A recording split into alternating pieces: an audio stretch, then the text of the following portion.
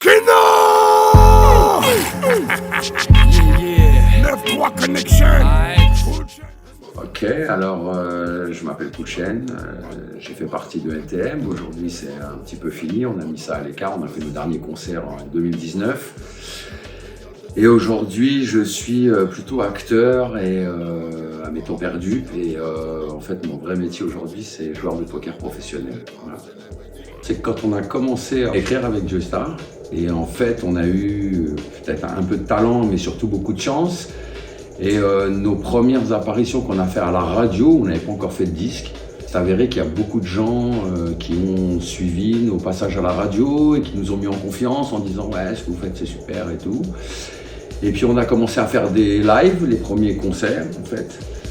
Et peut-être parce que justement on avait l'habitude de la scène avec la danse, pareil, on a été sollicité très vite et on a été appelé pour faire une compilation qui s'appelait Rap Attitude à l'époque.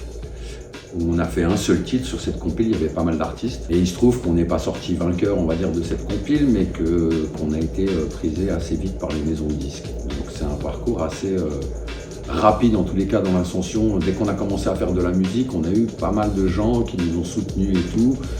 Donc je ne sais pas si c'est vraiment l'élément déclencheur, mais en tous les cas, on s'est rendu compte qu'on avait un petit potentiel à l'époque. L'impact... En fait, je serais menteur de dire non, en fait, de faire de la fausse humilité et tout. Mais par exemple, aujourd'hui, je me rends compte que quand on rencontre des gens, les premières phrases qui ressortent, c'est genre « t'as bercé notre enfance, ce que vous avez fait dans la musique, ça a été vraiment impactant pour nous. Il y a même des gens qui te disent « ouais, vos morceaux, ils nous ont pas sauvés, entre guillemets, mais ils nous ont donné une force et tout ça. » Donc, force est de constater qu'aujourd'hui, oui, en général, les gens que je rencontre dans la rue, ils nous disent merci et qu'ils ont été vraiment impactés par ce qu'on a fait. Le moment que je préfère dans la création, c'est le moment où je suis en train d'écrire chez moi. Parce que j'écris pas en studio. Généralement, ça m'arrive aussi d'écrire en studio, de peaufiner en studio.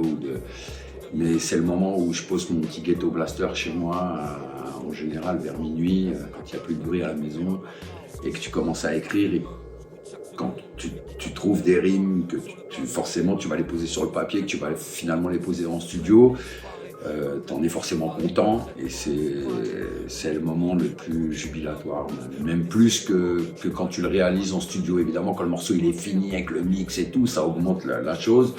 Mais en fait, quand tu as trouvé tes lyrics, que tu as réussi à les poser sur la musique chez toi et que tu te dis ça va être bon, c'est le moment un peu jubilatoire de l'histoire, quoi.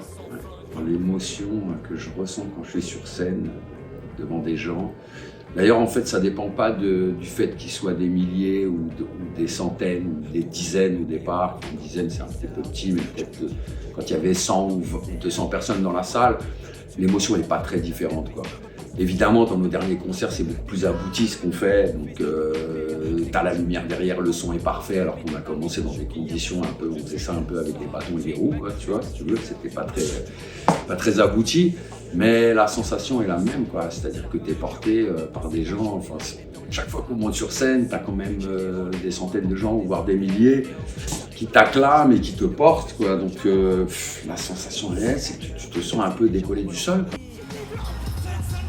Finir un concert où tu sais que tu as cassé la salle et que les gens ont transpiré autant que toi et qu'ils sont contents de ton concert. L'après-concert, par exemple, c'est aussi un moment où il va te falloir une heure pour redescendre vraiment du truc que tu as fait, à moins que tu aies fait une mauvaise prestation. Mais en toute prétention, à part peut-être à nos débuts où tu avais 2-3 trucs qui étaient bancals, on a beaucoup travaillé, on répète et tout pour que le show soit optimum. Donc en général, quand on sort de scène, on est content. Et quand on est sur scène, ce qu'on peut recevoir d'un public, ça n'existe pas, quoi. Cette sensation, je ne l'ai jamais connue ailleurs.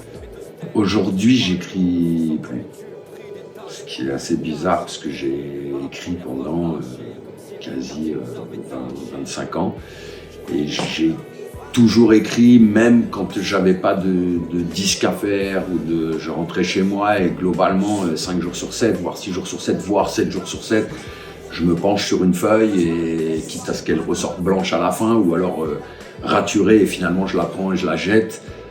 Ça a fait partie de ma vie pendant 25 ans. Aujourd'hui, j'écris plus. Pourtant, avec l'actualité et ce qui se passe aujourd'hui, j'ai pas perdu cette passion, mais je fais d'autres choses aujourd'hui. Que je suis fier de mon parcours, je peux pas dire le contraire, quoi. J'aurais peut-être préféré avoir ce genre de carrière dans le foot parce que j'étais un peu prédisposé pour faire du foot, mais j'ai choisi cette voie-là. Sur l'ADER, émotionnellement c'était très fort de dire que ça y est, c'est fini, là on ferme la porte, mais en même temps, de partir avec le maillot jaune, c'est sympa quoi aussi. De faire les concerts de trop. Et je pense qu'on est parti sur un truc en tous les cas qui m'a satisfait.